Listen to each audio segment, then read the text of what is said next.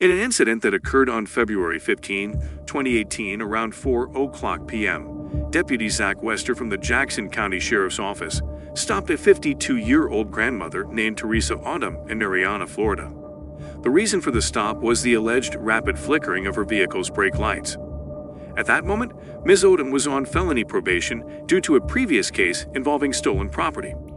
Deputy Wester approached the driver's side window of Ms. Odum's vehicle after pulling her over. Deputy Wester informs Ms. Odum that a Key 9 unit is en route and asked for her consent to search her vehicle, despite her not being legally obligated to agree. However, she readily gives her consent for the search. Generally, individuals have the right to decline when officers request permission to search their property. But if permission is given, officers can proceed with the search even without any valid reason. Because of this, legal experts advise people to deny consent when officers ask to search. It's crucial to understand that Deputy Wester likely lacked sufficient grounds to detain Ms. Odum and wait for the Key 9 unit's arrival, a point a court would likely confirm. In the 2015 case of Rodriguez v. United States, the Supreme Court ruled that extending a traffic stop beyond the reasonable time needed for its intended purpose, such as waiting for a Key 9 unit to arrive and conduct a dog sniff of the vehicle, violates the Fourth Amendment. The court emphasized that while officers can perform unrelated checks during a lawful traffic stop, they can't do so in a way that unnecessarily lengthens the stop without the usual reasonable suspicion required to detain someone.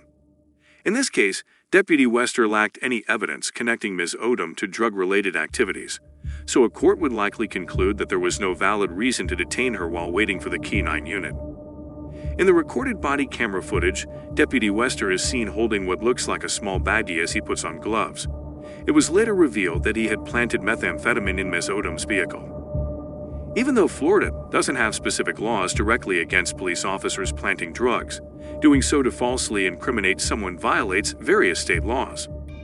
For instance, Section 800 and 38.0 of the Florida statutes defines official misconduct, making it illegal for a public servant to knowingly and intentionally manipulate official records or documents to benefit someone or cause unlawful harm to others.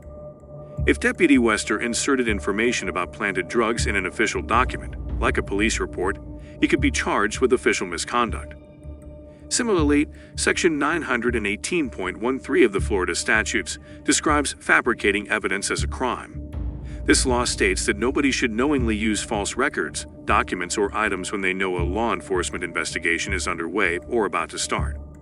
Deputy Wester could violate this statute if he presents planted drugs as proof against Ms. Odum or includes a false account in a police report.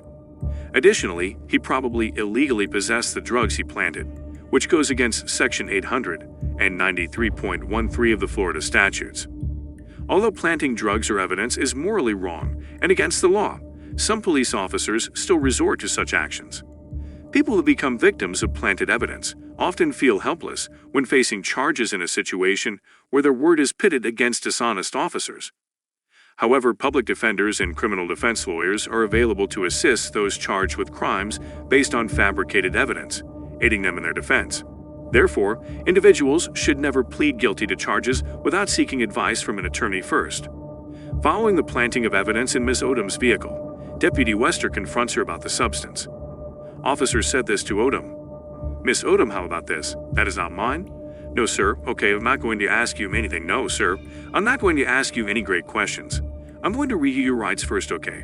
So just hang out with Deputy Haycake. Here's an idea. We're going to test it throughout." According to the brother of David, neither he nor his brother drank water. Miss Odum. It is yogurt, sir. I know. Okay. It's yogurt. How about this, though? That is not mine. No, sir. Okay. I'm not going to ask you any No, direct, sir. I'm not going to ask you any direct questions. I'm going to read you your rights first, okay? So just hang out with Deputy Haycake here. What is it? I have an idea. We're going to test it, though, okay? Deputy Wester performs a field chemical test on the substance he planted and informs Ms. Odum that the test indicates it's presumptively positive for methamphetamine.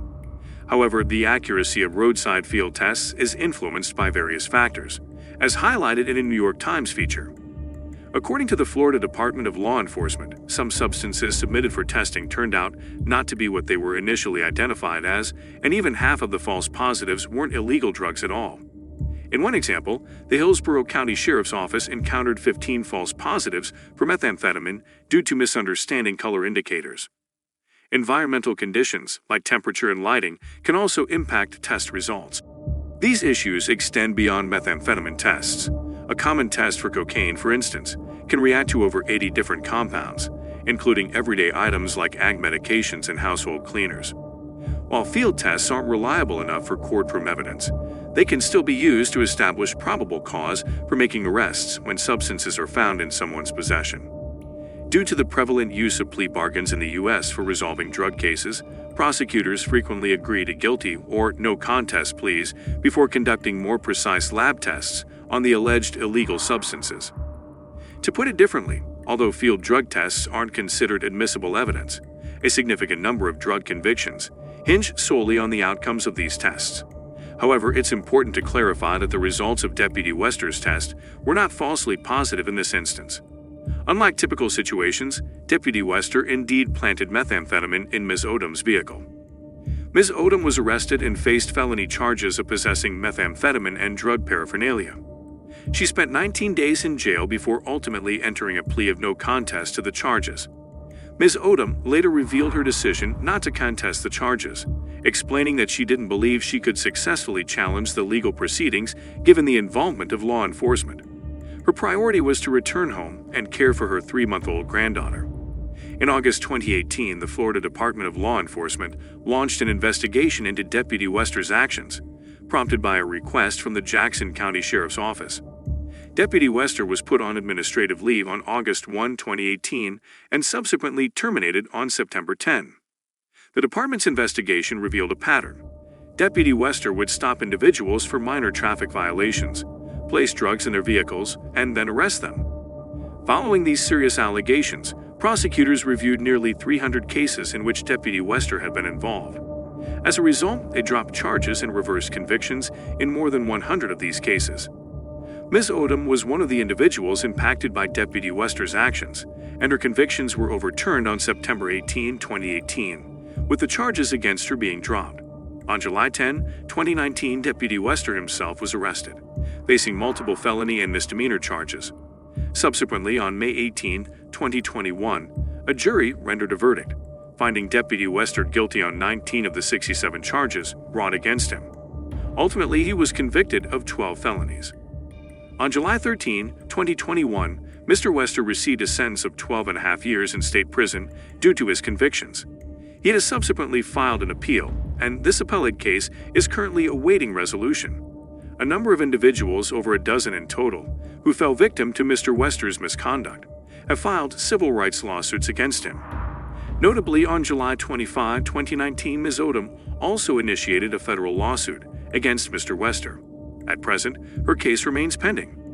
In summary, former Deputy Wester is heavily criticized, receiving a failing grade for his evident lack of compassion and empathy toward victims like Ms. Odum.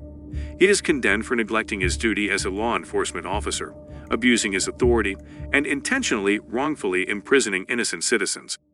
This exchange stands as a clear testament to itself, exposing Mr. Wester's behavior as both cruel and criminal.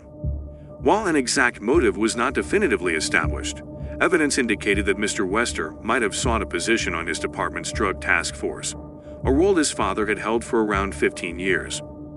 Although this motive hasn't been conclusively proven, it suggests the lengths to which Mr. Wester was willing to go to advance his career, even at the cost of innocent individuals. Ironically, some of his victims reported him warning them to be cautious about the people they trusted.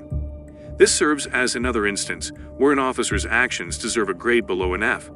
The incident underscores the significance of independent verification in policing interactions. In the case of Ms. Odum, it wouldn't be appropriate to assign a grade, as she was solely a victim of the misconduct and had no control over any aspect of the encounter. While it's true that Ms. Odum granted permission for the vehicle search, given Mr. Wester's blatant disregard for the law, it's unclear how the situation would have unfolded differently even if she had refused consent. Considering Mr. Wester's pattern of behavior, you might have proceeded to involve a canine unit despite legal limitations and potentially planted false evidence regardless. Ms. Odum found herself in an incredibly challenging and emotionally distressing scenario, much like Mr. Wester's other victims.